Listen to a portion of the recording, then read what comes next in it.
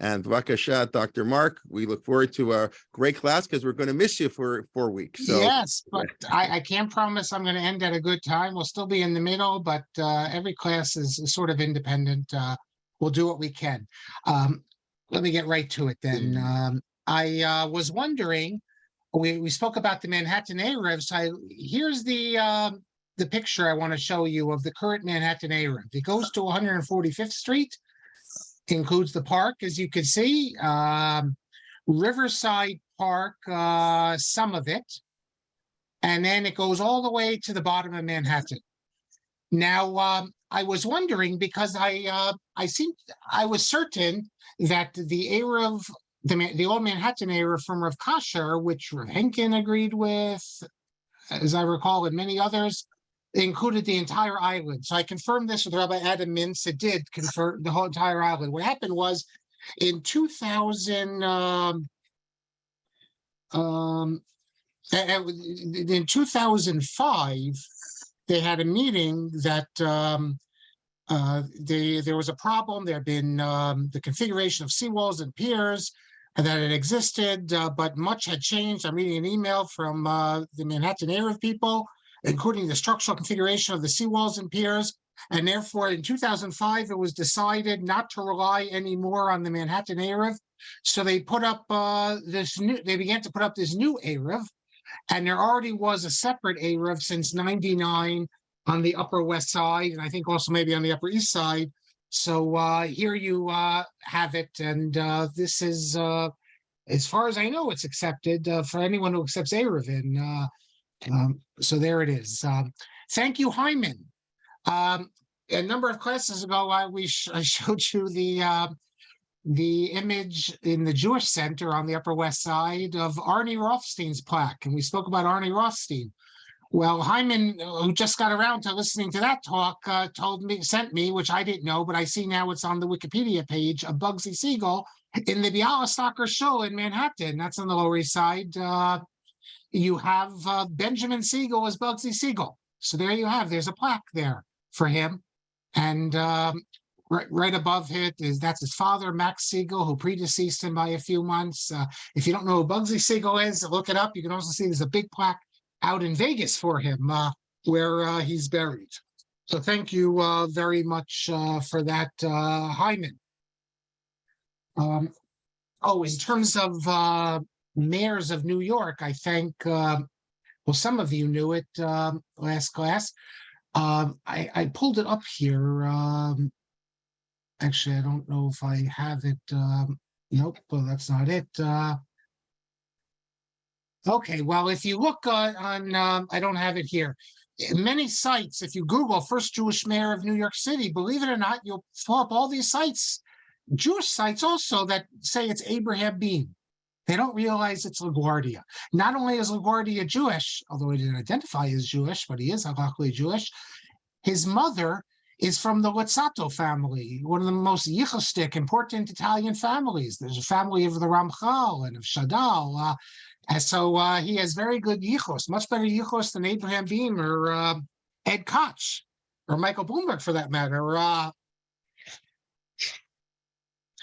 We ended the last class, much of it was devoted to Frankel's opinion and the other opinions about having a monument. Is that halakhically permissible?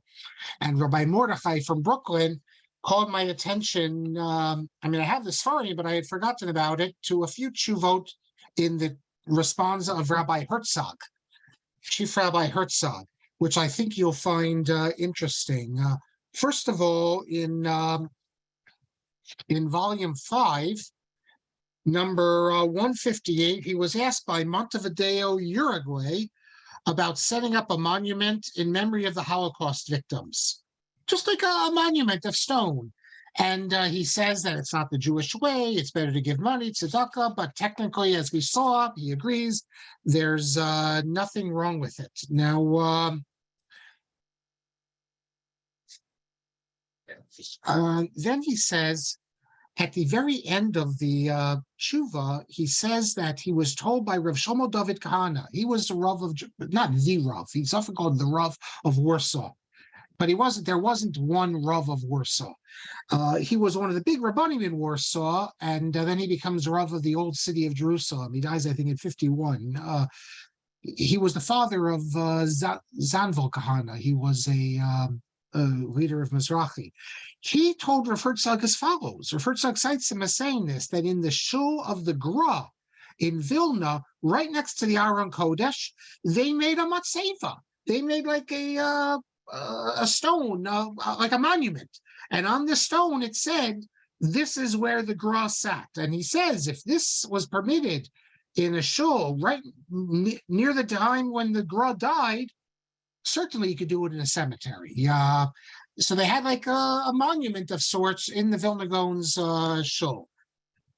Then he quotes something in a different tshuva, and I thank you, Rabbi Mordechai, for this as well. This is in Simon Mem Daled, page 151. It's incredible. And you might say you don't trust the messenger, because he's quoting here the tshuva is about the famous question about the form of the menorah. Rav Herzog has a long responsum on this, because if you come with me on the trips to Italy, you'll learn all about the menorah. The menorah that is on the Arch of Titus, which was put up after Titus's death. Titus is the commander who brought back all the booty. It's like that's the picture we have. Just like if we had reporters then taking pictures, we have a picture. I think it's put up in 74, so soon after the time, and then we lose track of the menorah. Vespasian put it in this temple of peace of his, and then we lose track of it. Must have been melted down or something. For the gold, it's not found in the Vatican, that's for sure. But you see the menorah there, and it has a base on it. And that base has like images of like dragons and other things, which is explicitly against Halakhah, based upon what we have in the Talmud. Tells us you can't. So Rav Herzog has a whole responsum on this. And there was a problem because the state of Israel adopted the menorah as the symbol. But the original menorah looks like this. It has three poles that it will be standing on. It didn't have that big base. So where do they get that base from? There's a lot of speculation. I've heard some deals with it. And of course, let me just mention it, but for those who don't know, the menorah in Rome, and not just the menorah in Rome, we have lots of images of the menorah. From when the menorah existed, and from a generation or two afterwards, we have it on graves. We have numerous examples of it, and they all are curved. Take a look at the Arch of Titus, you see the curved menorah. However, the Rambam in the Perush Mishnah has a drawing there. It's not clear whether he meant to draw it artistically or he just was drawing it, although his son thought it was an actual drawing, but in which they're straight. And because of that, the Lubavitcher Rebbe got this whole thing that therefore it's straight. Now, the Rambam lived 1,000 years after the menorah. He had no idea what the menorah looked like. Now we know what the menorah looked like. There's no doubt about it. It's not straight. And yet you can't convince any Chabadnik. And that's why, in case you're wondering, every one of these Chabad menorahs, giant menorahs, small menorahs, they're all with the straight arms, and it's not an accident. It's because the Rebbe said this is the Rambam's position. We have to hold the Rambam's position. And you could show them a video if we had it from Second Temple days. It wouldn't change their mind. They won't. That's the menorah, but it's not correct. It's not the way the menorah looked. And I only mention it because this time of year we see these menorahs everywhere you go, and but we know what the menorah looked like. So in this tshuva, however, on page 151, he quotes something that Ben Tzvi, Yitzhak Ben Tzvi, president of the state of Israel, tells him that in the days of Shmuel Salant, when the Betzalel school was open in Jerusalem, there were people who argued and said, how can you do that? This isn't the Jewish way. And Shmuel Salant was asked about sculptures.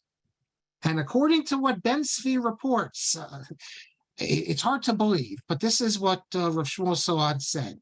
Rav Shmuel Salant said that in the sculptures, which they make sculptures of people, are they actual complete sculptures? That is, do they include sexual organs? And the answer is no. And then he says, he didn't want to get involved. He says, I don't need to protest because the guf is not shalem. And Rav Herzog says, what's going on here? You never, I mean, granted, you have the Roman or Greek statues when the statues are nude, but does this mean, Rav Herzog says, that you can have a statue of the emperor? And because the emperor has clothes on, so there's no sex organs under the clothes, that would be permissible? Rav Herzog doesn't see this at all. He says that that wouldn't make any sense. But that's what he quotes Rav Shmuel Salant saying. And according to this, at least after the fact, a statue of a person, a dressed person, that wouldn't be an issue. It wouldn't be a problem. And I'd feel better if it wasn't Ben Zvi, because someone like Ben Zvi doesn't have what we call ne'emonos. At the end of the day, you can't trust Ben Zvi to tell you if something's kosher. So you couldn't rely on something Ben Zvi tells you to say, well, this is Rav Shmuel Salant's position. If it was someone like Rav Shlomo David Kahana who told you that this is Rav Shmuel Salant, then that's a different situation. But I wouldn't, you can't give him ne'emonos. And finally, the last thing I want to mention is two more things. Thank you, Daniel.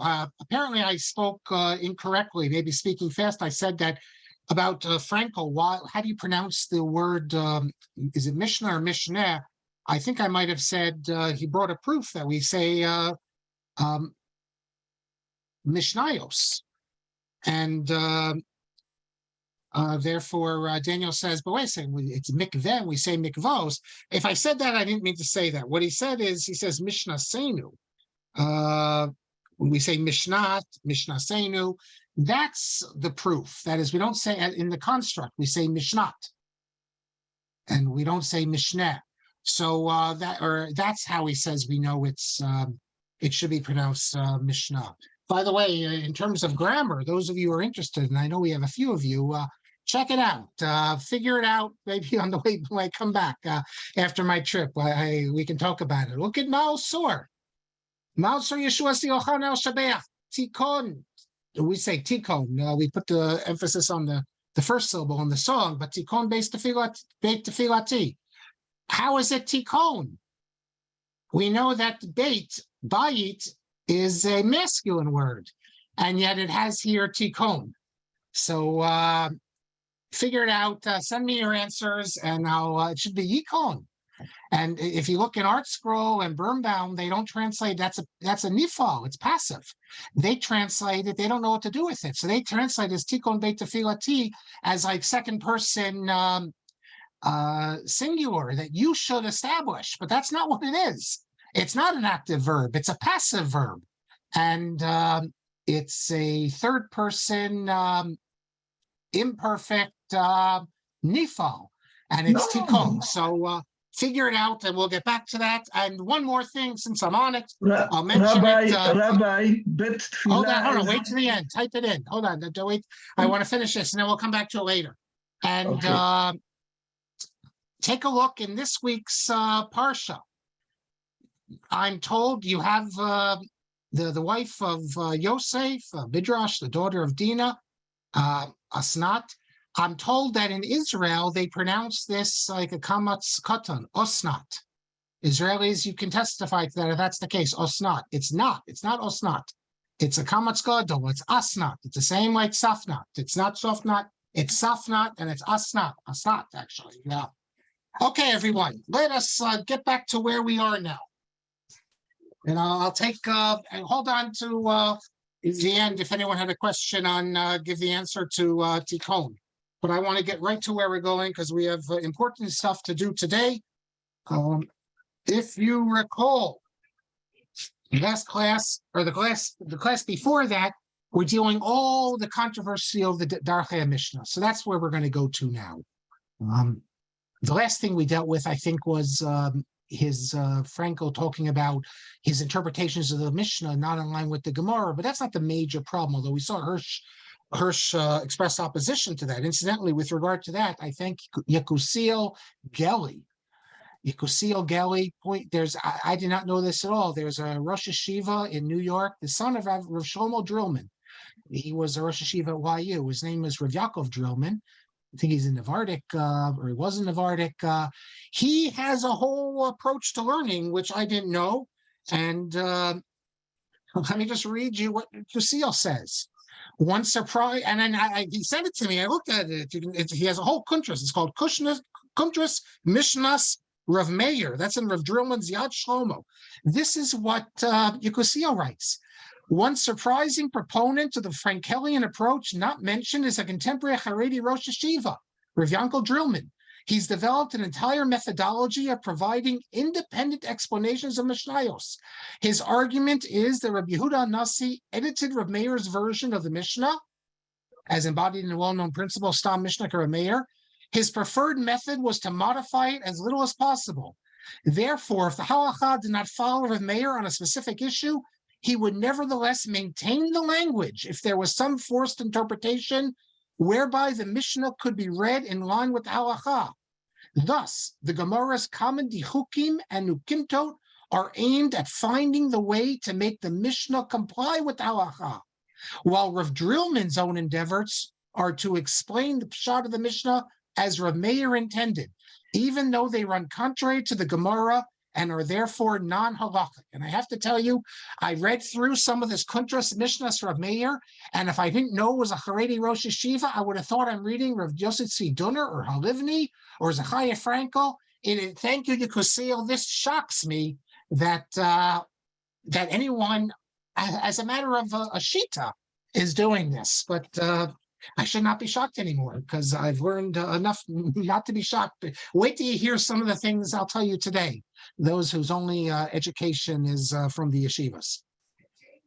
Okay, so now we come to, I guess, a major point. How did Frankel reply? He was attacked for denying Halakhah Moshe mi-Sinai, saying that it all is from the ancient rabbis.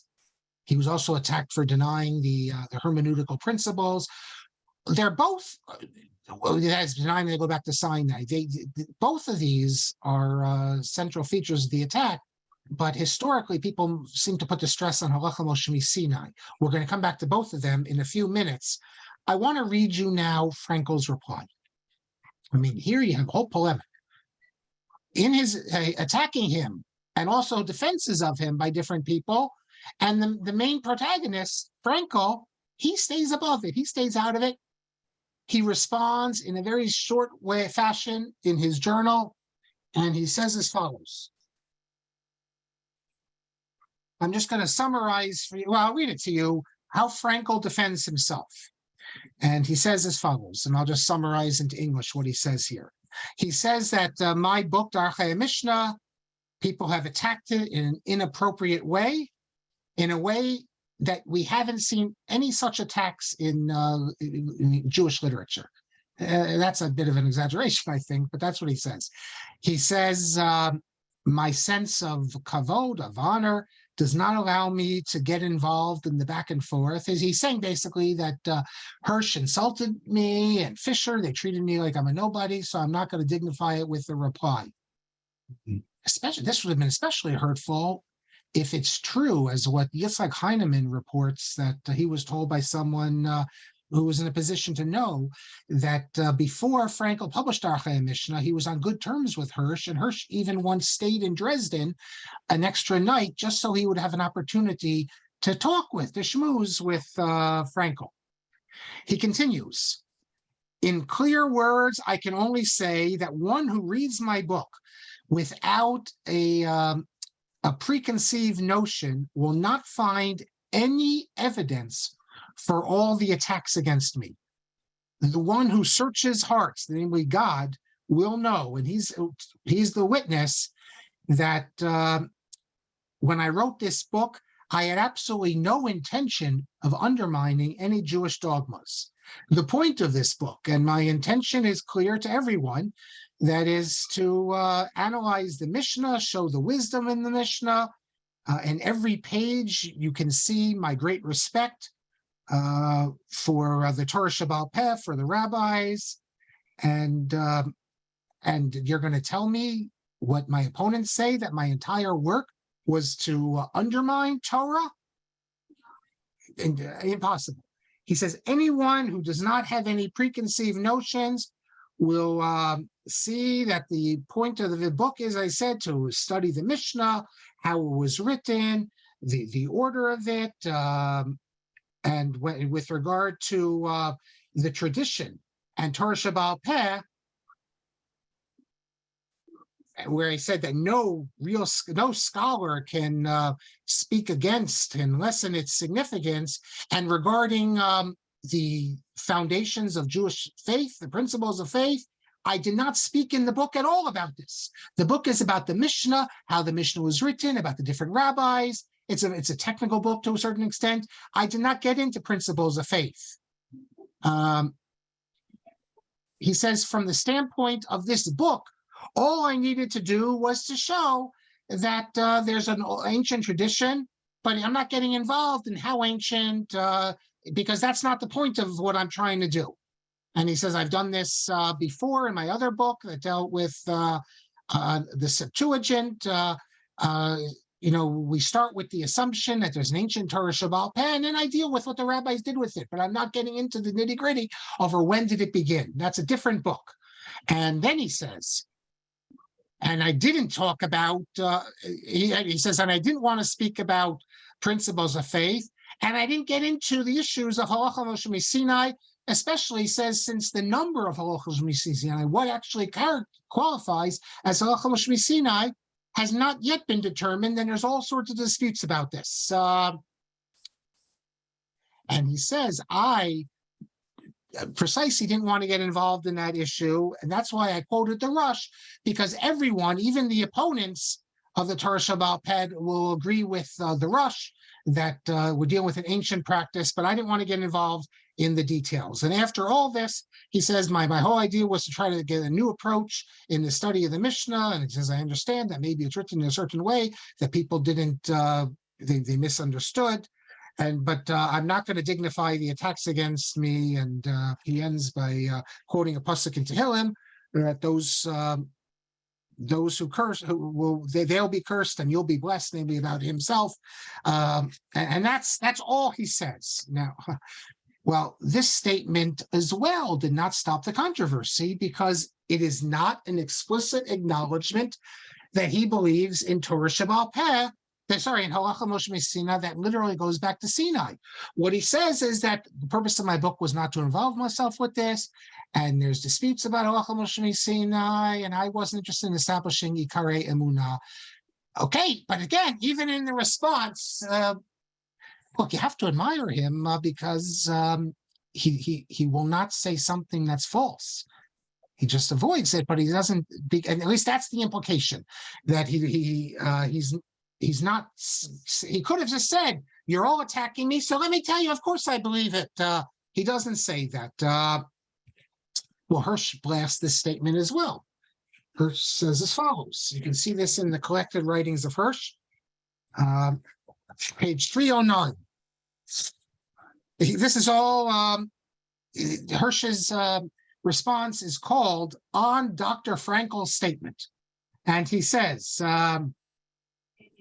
he does not deny Menorah, the process of transmission, but he does deny Kabbalah, the manner in which it was originally received, the idea that Moshe Kibel Torah mi-Sinai. He says that he considers the Menorah as literal truth only beginning with Hachei Knesset Agdola. So Hirsch says, here we have Frankel's statement, and again, he cannot tell us that Halakhah le-Moshe mi-Sinai is literal.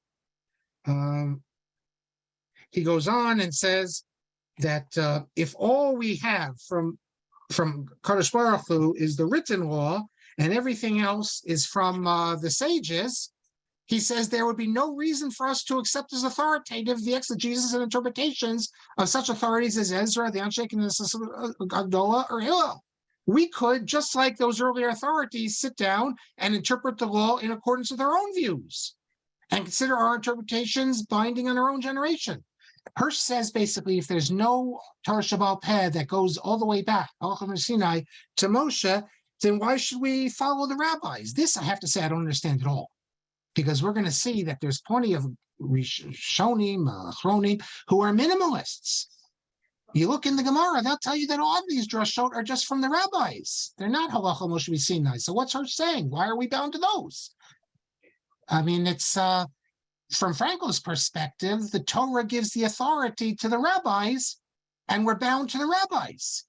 And for him, the fact that if he says Halakhah mi-Sinai, it doesn't really matter if it goes all the way back. He's a believer in the sages, such a believer in the sages that he doesn't need it to be literally true.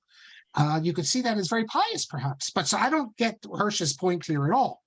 And then listen to what Hirsch says. Not only does the methodological introduction, that is Frankel in his book, not say a word about the divine revelation of the oral law and the divine origin of the midot of interpretation and inquiry, it teaches the exact opposite. And then it goes on and on. So everything is set. You now have two sides. You have the positive historical school. You have what becomes Orthodoxy. We'll see no Orthodox spokesman really got behind Frankel in the way we're understanding it now. Even Scheer, Shlomo Rappaport, who defends him by stating that, but Frankel must accept that basic Halakhah Moshe mi-Sinai exists, even if he didn't mention it. So that's where we stand. I have to add, before I show you Frankel's final statement on this, I'm afraid I'm going to have to read you Frankel's final statement now, because I have a lot of things I want to get into, but we're not going to get to Frankel's final statement. I have a special request before the break, get to the final statement. But then we're going to go back and because I want to get into the nitty gritty here. Is Gezerah Shava? Is that an Ikar Emunah that it goes back to Sinai and that Frankel's being attacked? And what about Halakhah Moshe mi-Sinai? But so I want to now read you something else. So let's skip ahead 8 years later. And this is what to make of this. That's the question. 8 years after Darchei Mishnah appears, Frankel publishes Hosafot Umafteach Darchei Mishnah in 1867. He publishes additional notes and a mafteach, an index of Darchei Mishnah. And right at the beginning of the first page of the Hosafot, Frankel comments on the following passage. If you remember, in Darchei Mishnah, he says as follows. After saying that you have in the Gemara, Harbe Pamim, many times it mentions Halakhah Moshe mi-Sinai, and the Rambam in the introduction to Seder Zeraim brings a number of places Halakhah Moshe mi-Sinai. And regarding Halakhah Moshe mi-Sinai, see the Rosh in Hilchos Mikvos. And the Rosh says it's not to be taken. In that example, he says Halakhah Moshe mi-Sinai doesn't always mean it's to be taken literally. In his Hosafot, he doesn't make a big announcement. He just adds as a note. He says as follows. On this passage, he says, see Sheoshur's Chavos, see the Chavos. It's a famous Chavos of worms, because the Rambam says that Halakhah Moshe mi-Sinai are never disputed. And the Chavos is a long tshuva saying, what are you talking about? We have plenty of examples where they're disputed. I think the implication is the Rambam doesn't think those are really Halakhah Moshe mi-Sinai. But then he says as follows. Listen to this. The inyan Halakhah Moshe mi-Sinai. Hu kamashma'o shenemar Moshe mi-Sinai. The idea of Halakhah Moshe mi-Sinai is literal, that it was given to Moshe at Sinai. Ach lifamim nemar adavar shubara harbe ayin rush. But sometimes when it says Halakhah Moshe mi-Sinai, it's not to be taken literally. What you have here is a completely orthodox statement from Frankel. A statement that could have been said 8 years prior, that could have been said into the response, that's something that he doesn't make an announcement. He's not even doing it to defend himself. This is 8 years after the fact. This is, there's no more dispute. Frankel is now head of his own school of thought, and then as the Orthodox, he doesn't need to defend himself. There's no more dispute. And yet he says it. He throws it in that basically the whole dispute was about my view of Halakhah Moshe mi-Sinai. I believe in Halakhah Moshe mi-Sinai. And but sometimes it's not literal. Now, some people have said that, well, he wrote this for apologetic reasons. He couldn't really believe it. But what are the apologetic reasons? He doesn't make an announcement. This is like a long time after the dispute is over with. He doesn't need to defend himself to anyone anymore. He's now out of Orthodoxy. And this is, he doesn't make a big announcement. He just throws this in a little note in the back. So what do you make of this? It's a mystery, because it goes against, actually, if you read the Darchei Mishnah, that's not the implication of it. It's not in contradiction to it, but it's not really the implication, and that's not the way people have understood it. But here you have him explicitly saying this.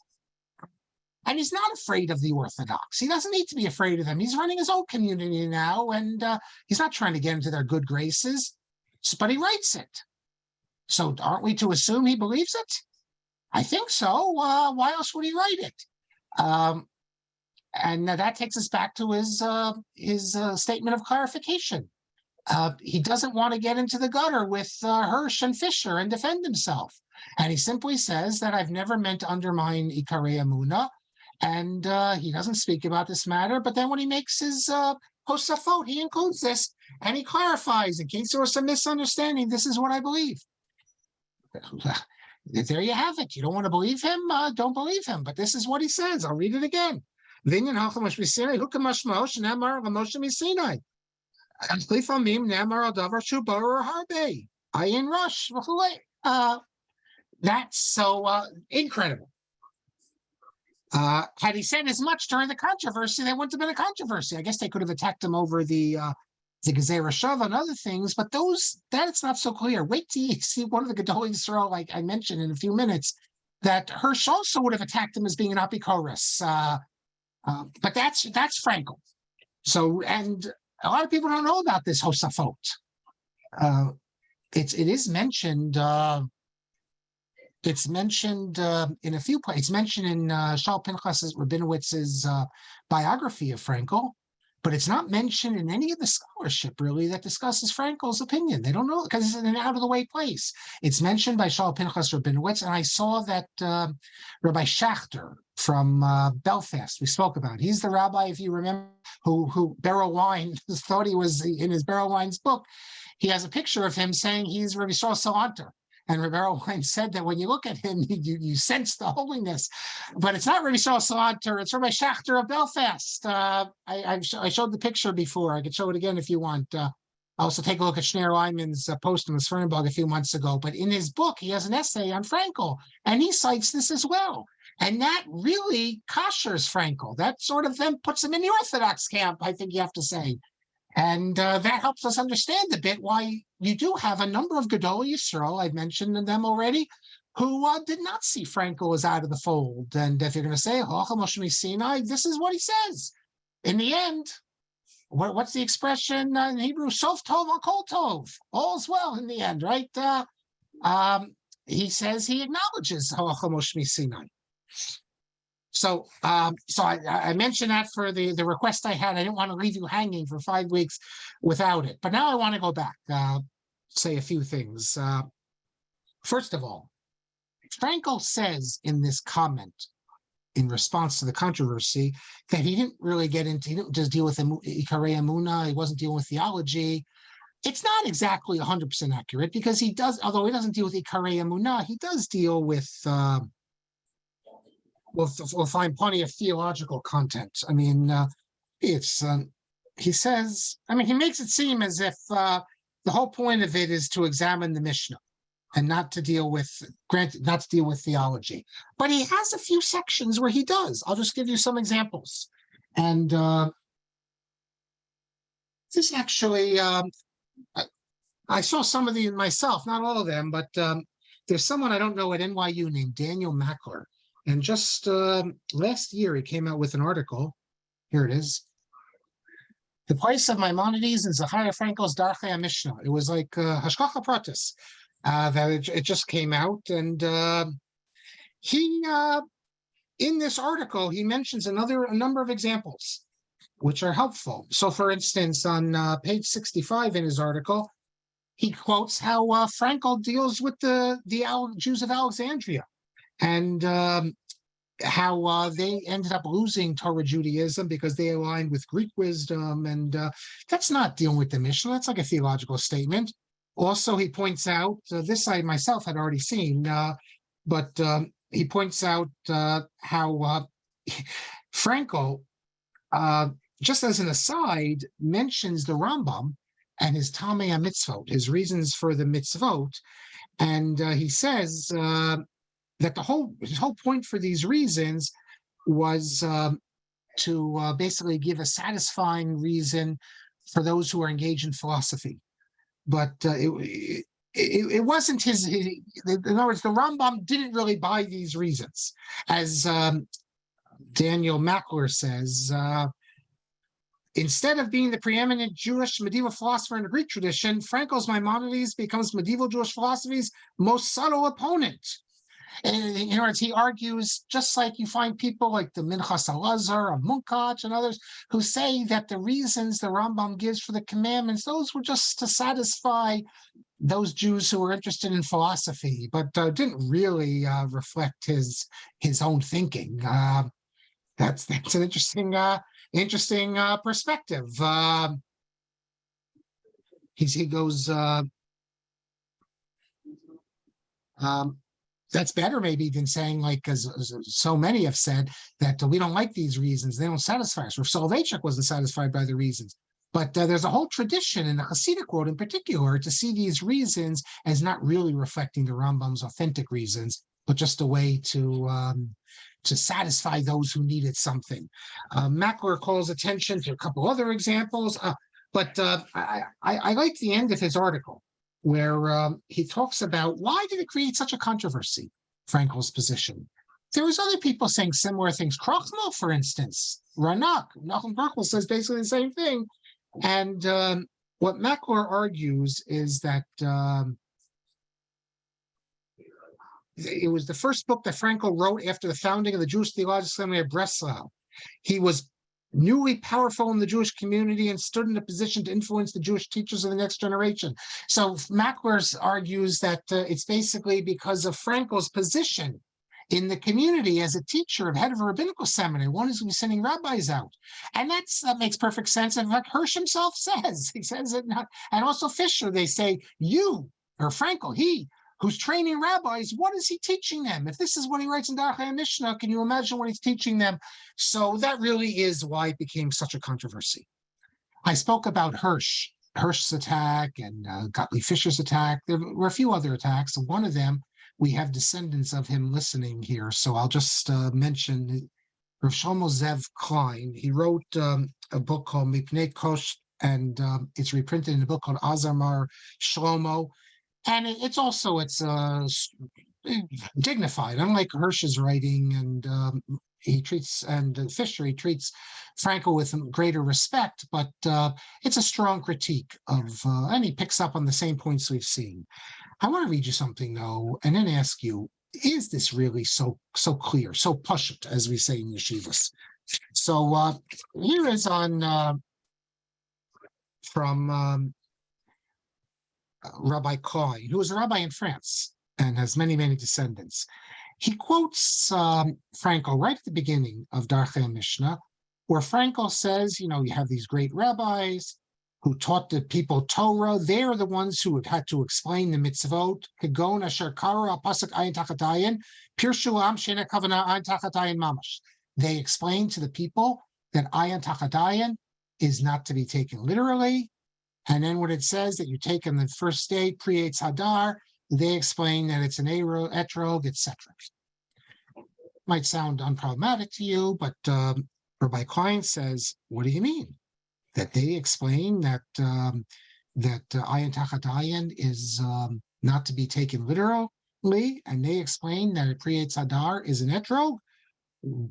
He says, what problem did you find, Frankel, in the words of the Rambam, who says in the introduction to the Mishnah, that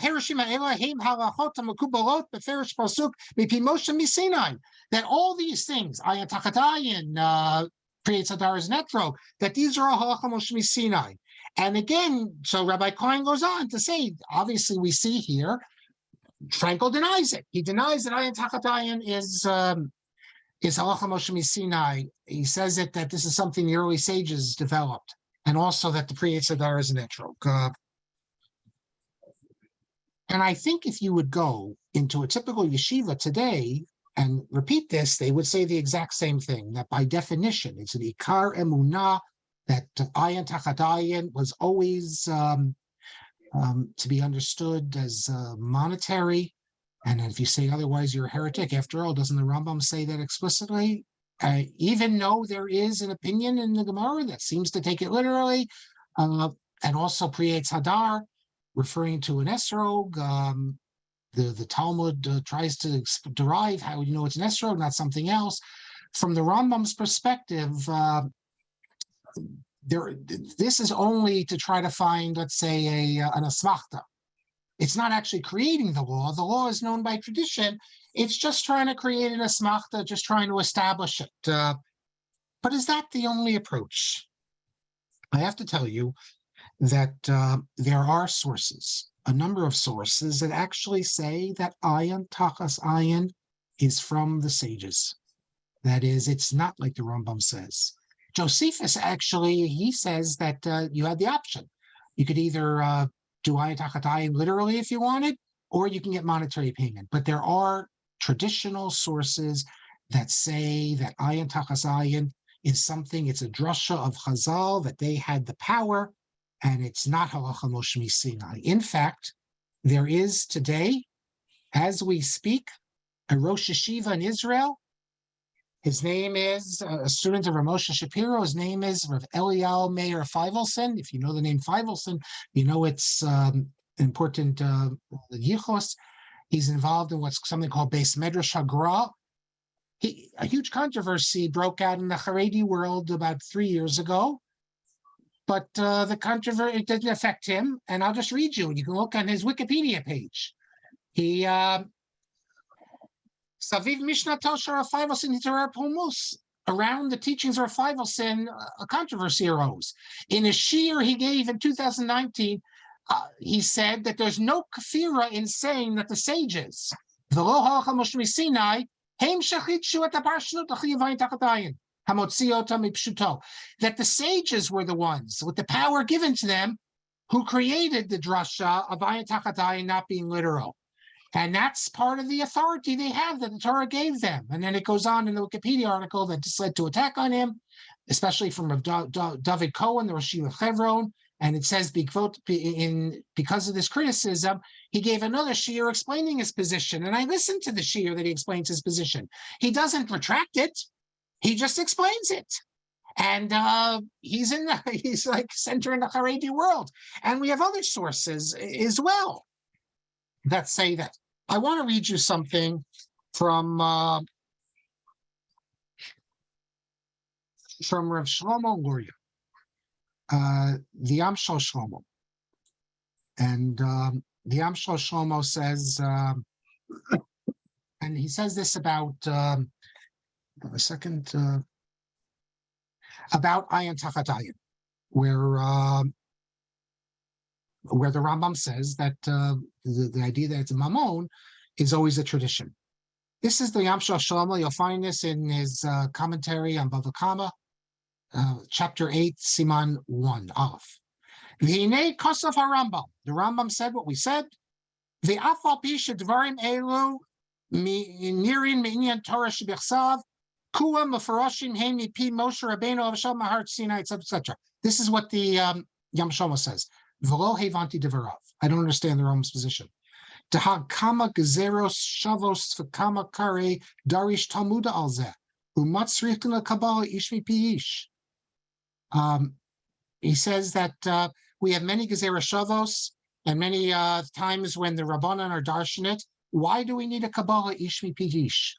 The Amshel Shlomo doesn't see that you need ish mipi ish. That is the Rambam's position. But you have others, Rabbi Glasner in the Dor Revi and others, who do not see this as ayin tachat ayin, as an ikar emunah, that this is something that goes back, rather, as Rav Feivelson develops. Rav Feivelson's idea is that the Torah leaders, the Jewish leaders, affect their era.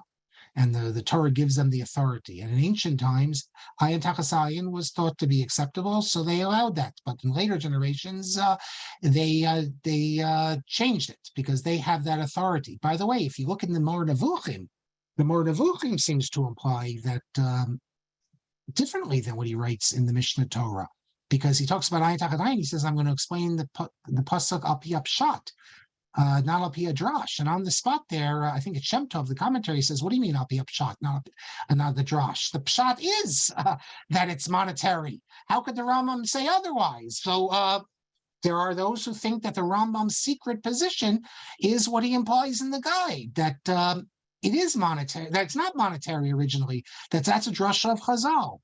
And as far as I know, Rabbi Feivelson hasn't been thrown out, considered a heretic.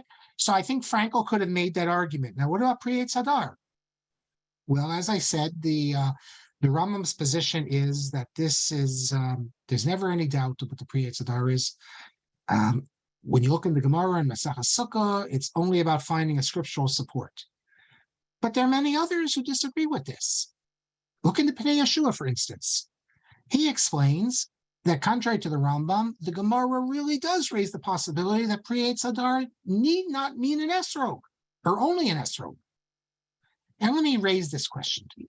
Let's say it's conclusively shown, that the esrog we use only came to the Near East many generations after Moshe Rabbeinu.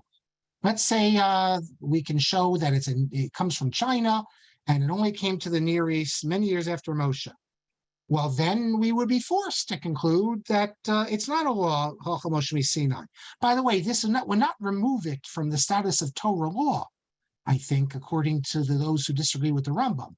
Remember, the Rambam, those who disagree with the Rambam, with the Ramban, they think that something derives from a drasha, if it's a real drasha, is Torah law. The Rambam doesn't see it as having the status of Torah law. So as long as the sages derive Pri Eitz Hadar is the esrog, then it can very well have the status of Doraisa as other fruits. Now, in terms of where the esrog comes from, there's this book I call your attention to.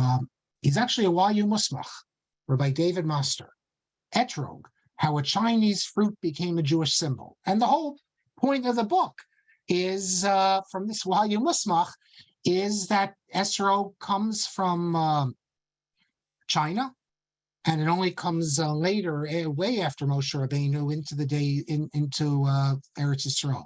Incidentally, I'm having something come out on Lair House, which is going to deal with, you have all the sources for this. Mossad Rav Kook even published a book which includes these ideas. Yehuda Felix, who's the great botanist and Talmudic and biblical fruits and vegetables and all that, he rejects this approach. He argues, based on scholarship, not on dogma, that the Pri Eitz Hadar was always identified with the esrog. But here you have an argument. So my question is, if it's proven authoritatively that Master's position is correct, so what are we going to do? Well, then we'll have to conclude that it's not Halakhah Moshe mi-Sinai. We'll have to conclude it's that the Rambam's wrong. It's like other, there's people who disagree with the Rambam on this. That's why when Rabbi Klein attacks Frankel for mentioning Pri Eitz Hadar, Frankel could have replied that who says we're all bound by the Rambam's position? Yaakov Reifman, actually, Jacob Reifman, big Torah scholar, but not one of the Rabbanim. He's like one of the Frum Maskilim, but he knew everything and was very close with a number of the Rabbanim.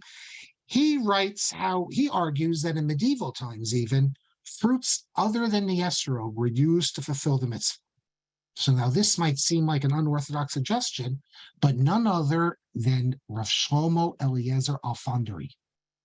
He's known as Saba Kadisha, one of the greatest Sephardic Gedolim in Eretz Yisrael in the 20th century. And in his Tshuvos, he agrees with Reifman. And he says that in ancient times, that is in Bayit Sheni, Tshuvos Bayit Sheni, no distinction was made between an esrog and a lemon was also used to fulfill the mitzvah. This is the Saba Kadisha. So he's not denying that an esrog is a Pri Eitz Hadar, but he's saying that contrary to the Rambam, that's not the only Pri Eitz Hadar. Other Pri Eitz Hadars also, and a lemon's a Pri Eitz Hadar. Rabbi, some of you might know the name of Michael Abraham, Chal Avraham. brilliant guy in Israel. He's a physicist and a Talmud Chacham. He has a very popular website in which he engages with people back and forth. So I found on his website, he was asked this very question. What if evidence is found that the esrog did not reach the near recent days of Moshe? Does that create a religious problem? And he replies, absolutely not. The only important point for us is the Talmudic identification of peri hadar. The historical record, he says, has no relevance in this matter. We follow Chazal. We're rabbinic Jews. Chazal tell us the peri hadar is an esrog. By the way, in Masach Sukkah, Chazal don't say that this is Halakhah Moshe mi-Sinai, like they do in other things. That's the Rambam saying it. And you'll see in my article in Lair House, I cite a number of examples, including Rav Yehuda Amital. Rav Amital says that he cites one of the Achronim, and that seems to be a position he holds, that peri hadar is any fruit that satisfies the characteristics. Esrog is only one, but there's other fruits as well. So I try to, well, you'll see why it's really a tangent I get brought into about history. The issue is whether history can affect halachic decision-making. And Chazon Ish has a position on this, and most of the time it's only theoretical, because history, we decide halacha based on halachic sources. History doesn't really have a role to play in it, but there are some times when evidence could be brought to bear. By the way, since I mentioned esrog, let me mention one other thing that I point out in that article. Chabad has an interesting tradition. Because Chabad, of course, follows the Rambam. In this, even before the Lubavitcher Rebbe, they held, last Lubavitcher Rebbe, they held to this. So, but if you know Chabad, where they get their esrogim from, they get them from Calabria in Italy. So, how did that get to the Midbar? Well, the tradition in Chabad is that Moshe Rabbeinu sent messengers, malachim, but real malachim, that is angels, and they went to, by the clouds of glory, brought them to Italy, and then they got the esrogim and brought them back. I asked a leading figure in Chabad, who I can ask about this, because most Chabadniks I couldn't ask, but I asked him, in Chabad, do they take this literally? Angels went to Italy and brought it back, and he said that some see it, do not take it literally. They see this as symbolic. He said, but others take it absolutely literally. If you can believe in one miracle, you can believe in another miracle. Rav Yashiv, in his notes on Masechah Sukkah, completely rejects this. He says this is impossible. It can't be that he doesn't accept this at all. I want to end with. Let me just end with one more point, and then that'll be a good spot to end. So when we can pick up, we can come back and we'll deal with Gezerah Shava and other things. Because I was going to tell you, wait till you hear what I tell you about Gezerah Shava, but it'll give you something to look forward to. But I want to show you something I found in the Rav. And I think it's interesting, dealing with this very point of, because the Rav is also following the Rambam, that I think he is, that it's that the esrog is a tradition, not something that Chazal came up with their authority. But remember, when you say Chazal came up with their authority, like the opinions of the Saba Kaddish and others, what it means is that peri hadar could encompass a variety of fruits, and Chazal say the esrog is one of them. This doesn't mean that there aren't others. And this doesn't mean that Saba Kaddish isn't talking about how far back this goes. He probably thought it went back to the beginning, but he also says it's not only the esrog, it could be other fruits, and he specifically mentions the lemon. He thinks the lemon is a kosher, you can make the bracha on the lemon. But if you recall in Masechah Sukkah, it's actually on Memches Amud Beis, in both the Mishnah and the Brisa there's a story about the Sadducee.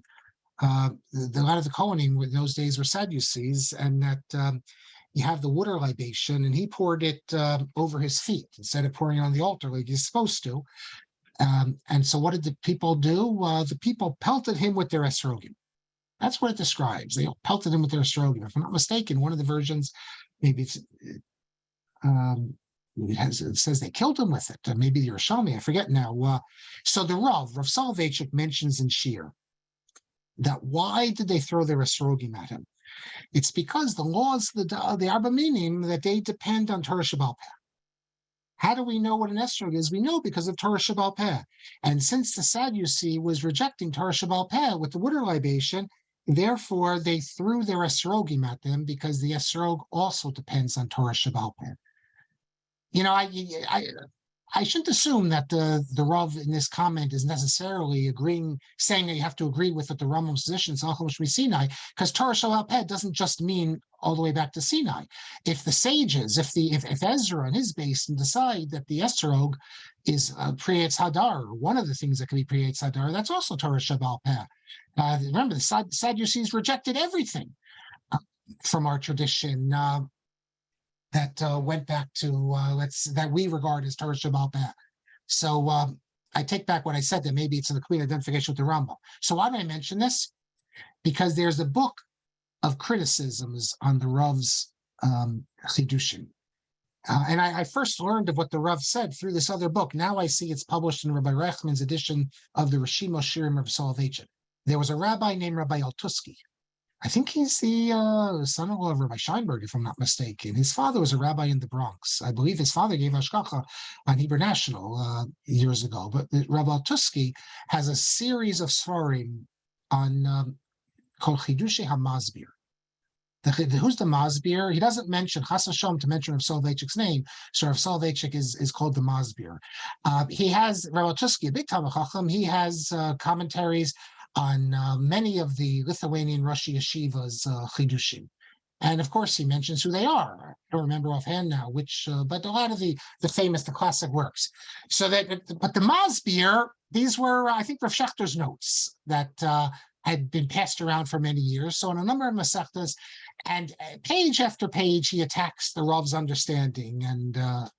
And so he gets to this point as well in Sukkah, and he says as follows. He says, the Rav's position doesn't make any sense. Why? He says, because what was going on here in the Beis Hamikdash, Kol Yisrael was there. You didn't just have the Talmid Chachamim, you had the masses also, the Hamonam. And the way the Rav describes it, that because the Sadducee, by not doing the wood elevation properly, is rejecting Torah Sheba'al Peh. Therefore, the Jews picked up their esrogim, and the esrog also represents Torah Sheba'al Peh. And dafka, that's what they decided to stone them with, as opposed to, let's say, picking up an axe or whatever. And Rabbi Altusky says, basically says, what nonsense! These were Amaratzim. These were not just Talmid Chachamim.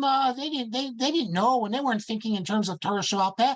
They saw that the Sadducee was doing the improper thing, and they just took what was in their hand and threw it at the Sadducee. Now, I have to say, with all due respect to Rav Altusky, I find it hard to believe that the Rav was actually offering an actual historical explanation, and was offering that. I think it's pretty clear that the Rav's comment is made in a homiletical vein, that here the Sadducee rejects Torah Sheba'al Peh, so that people with the esrogim represent Torah Shabbat, throw it at it.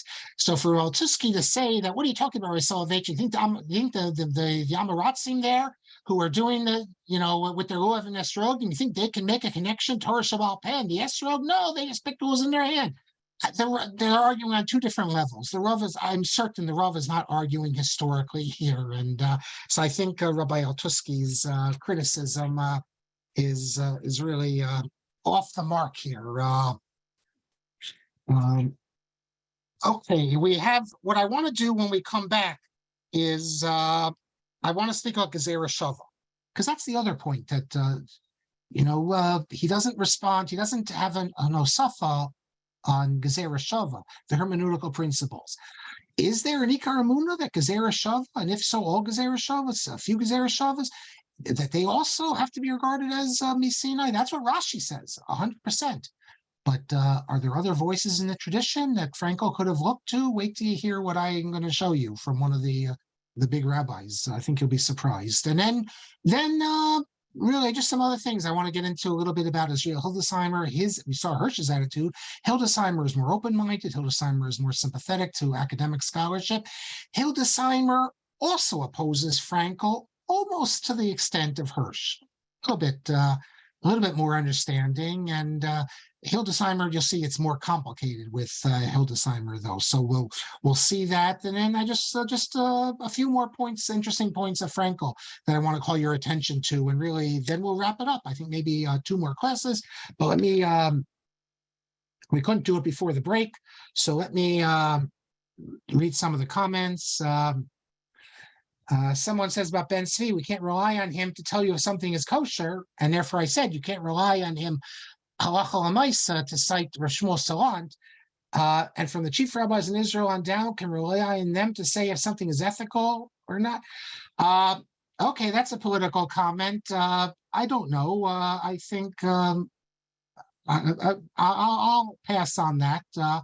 I can tell you that the previous chief rabbi, Ashkenazic chief rabbi, definitely did not have a cheskas kashrus. I think the current chief rabbis do have a cheskas kashrus, and I think that for the most part they are ethical and they're doing the right thing. You might disagree with some of their opinions and see it maybe as too extreme, but I have respect. One of them is definitely a great posek and one of the posts Gedol Yisrael, Rabbi Yitzchak Yosef, and the Ashkenazic chief rabbi. As far as I know, he's only made a Kiddush Hashem. He hasn't made Chil Hashem, as far as I know. Okay. So Morris Firestein has an article in Modern Judaism that explains the relation of the Maimonidean Menorah to Chabad Messianism. I have to say that I had forgotten about that article. I know in Stephen Fine's book on the Menorah, he actually doesn't even, he thinks that the Chabad stress on the Menorah is an anti-Zionist thing. No, that, no. State of Israel identified it, therefore but I never believed in that. He's And wrong. everyone should look at Morris's article. You want to say, Morris? I think it's absolutely nonsense. Completely wrong. He knows nothing about Chabad. Most people who write about this don't know about Chabad. I had the pleasure of learning in Time Chetamimim, so I got it straight from the horse's mouth. Bekitzer, the menorah starts in 1982. Somebody asked, what's the proof that Chabad, etc. If you look at the public Chabad menorahs before 1982, they look like normal menorahs. In fact, the one on the National Mall, which I just lit last night, is the original one from 1979, which is the first year they did it, and it looks like a normal menorah. A week before Hanukkah 1982, the Rebbe says you have to build a 6-foot menorah according to the Rambam. The other thing that the Rebbe did at the same time is announce that from then on, every Chabadnik will be learning Mishnah Torah every day. There's something called Chitas, Chumash Tilim Tanya, that every Chabadnik is supposed to study every day after davening. There's a Seder, it's laid out in a certain format.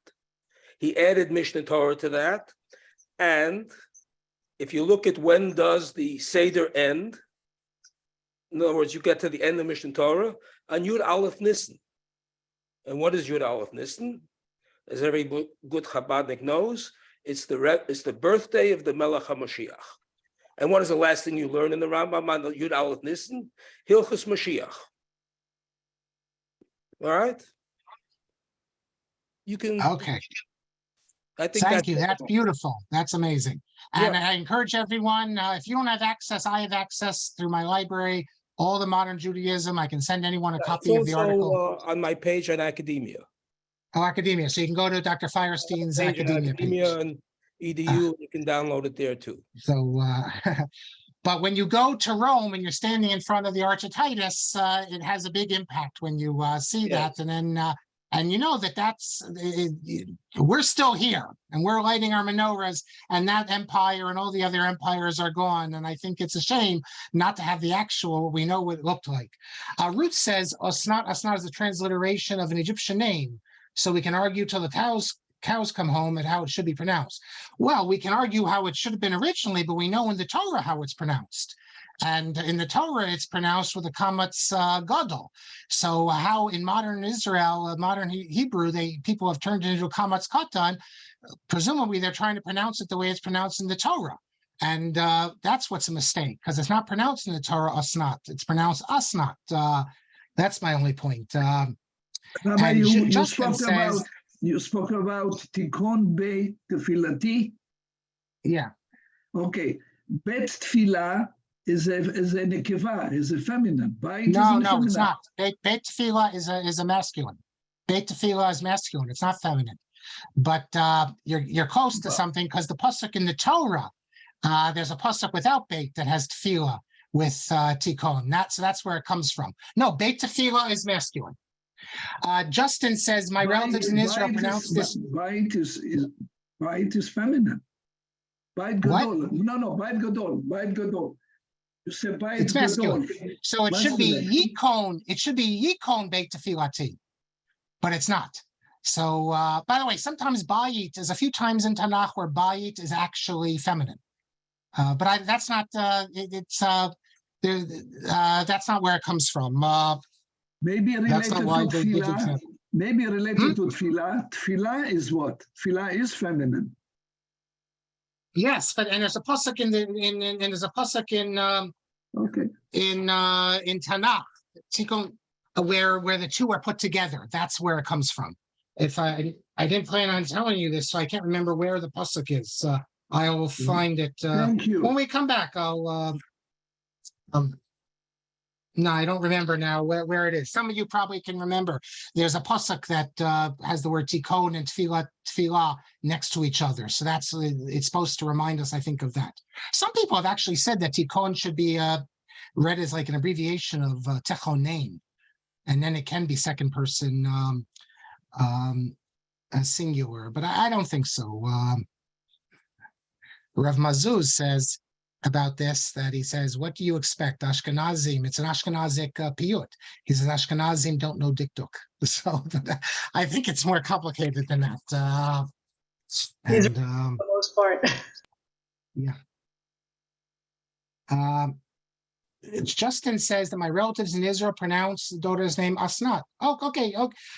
But I've been told that some don't. And Susanna says, people make the mistake because they treat it like it's Hebrew and not a foreign word. I don't know, but if you look in the Chumash, maybe it's right.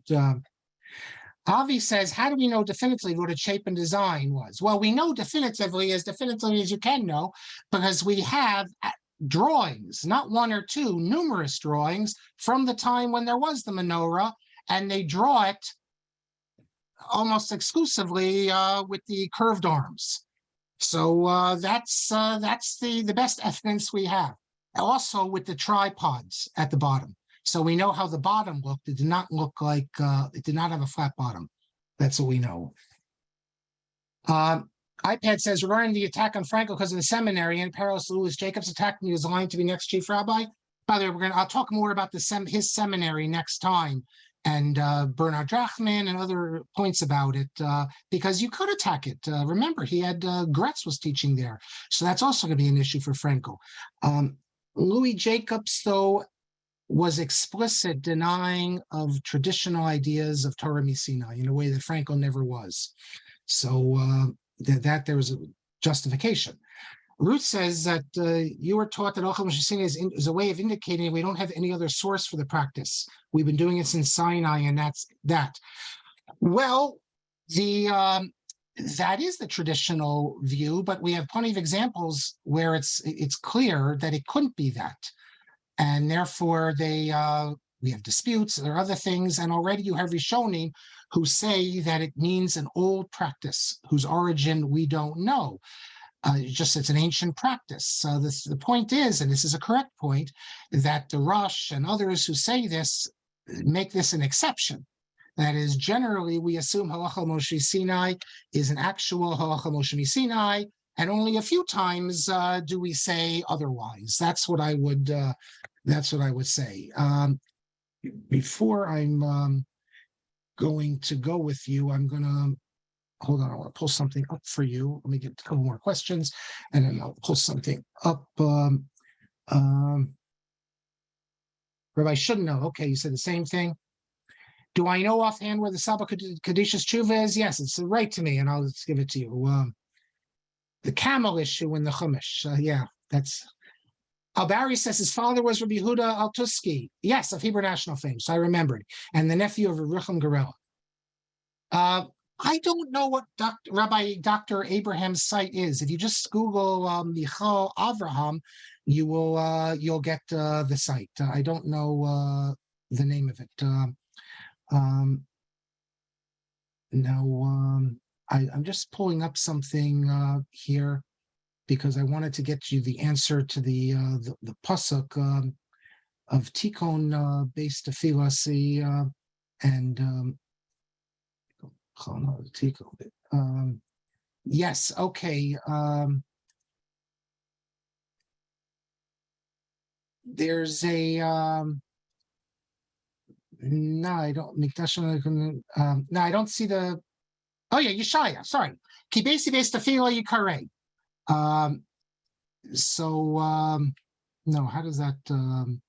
That's based tefillah. I'm looking on a site that I saw that discussed it, but no, I don't see it now. There is a pasuk. I have to find it. I'll find it another time. When I get back, I'll show it to you.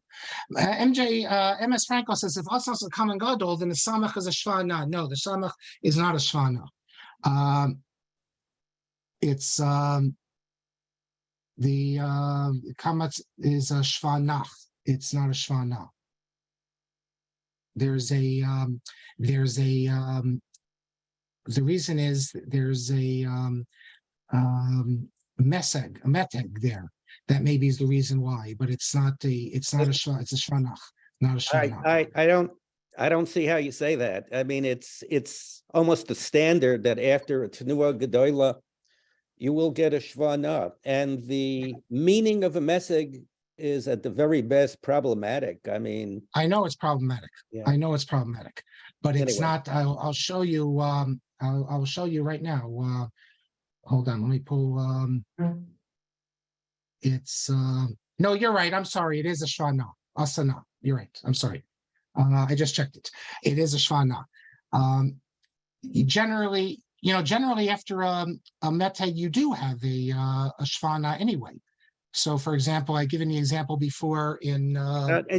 Look, I'll give you another example. Take Yihiyeh, mispronounced as Yihiyeh. There's almost always a little mesig after the yud, but since it's an oiskronius, it cannot be a shvana. So it's got to be a shvana. Yeah, no, you're right. It is a shvana, asana. But we're not makpid in spoken Hebrew to use a shvana. But it's definitely a common study. You're correct. Sorry. Jacob says Sfaradim do say asnat when they read the Torah. And you say there's the mamid under the aleph, and it is a shvana. You're right. I did not remember that. Thank you. And if you hold on me for one more second here, I just want to see. I was looking at this sefer about Maoz Tzur, and I'm just going to see quickly while I'll pull it up here while you're holding on here, if he quotes the pasuk where he thinks that it comes from, and then we will say our good nights. I will see it right here.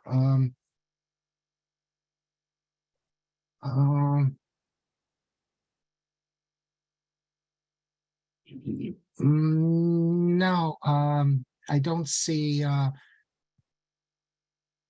No, he doesn't cite Kibeti Bestafilo. So I don't know why what I was referring to. I'll have to investigate it. But definitely it's Tikkun and Tikkun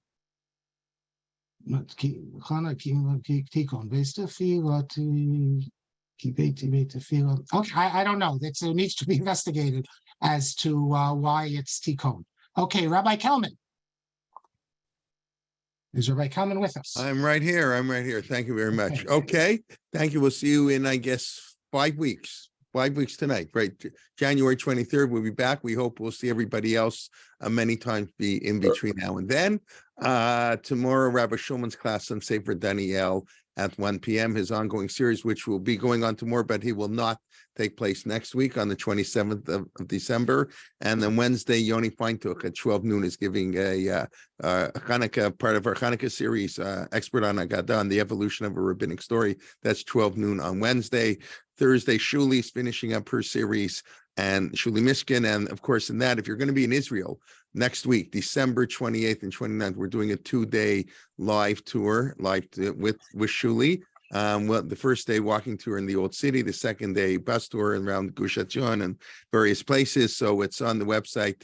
So if you're going to be in Israel the next week, that's sort of an opportunity, a mini trip, a taste of travel, as Dr. Marc would say. Not quite the same as our European trips, but really, if you can make it, that'd be great. And then Thursday night, Ruth Shane online will be giving the Parsha Shir on this week. And then, as I mentioned in the beginning, my Siddur Shir, Please God. My plane arrives with enough time at 8 o'clock in the morning, 3 p.m. in Israel on Friday. And then Rabbi Liebtag will be back. It's big kick off the week again, 11:15 on Sunday morning. So we look forward to learning with you. Please invite your friends. And everybody have a Chanukah Sameach. Don't eat too many sufganiyot. I understand they sell 20 million of them in Israel. It sounds like a lot, but that's only like 3 a person. So, I guess for 8 days, half of one a day, less than half a day, it works out. But that is still pretty amazing. 20 million sufganiyot Israeli bakeries make. Okay. All right. Thank you all. Okay. Thank you. Good Thank night. you, Dr. Marc. We'll see you in Morocco, please God. Okay. תודה רבה. Okay, Laila Tov. לילה לילה טוב, חג שמח. חג שמח. Like so, yeah.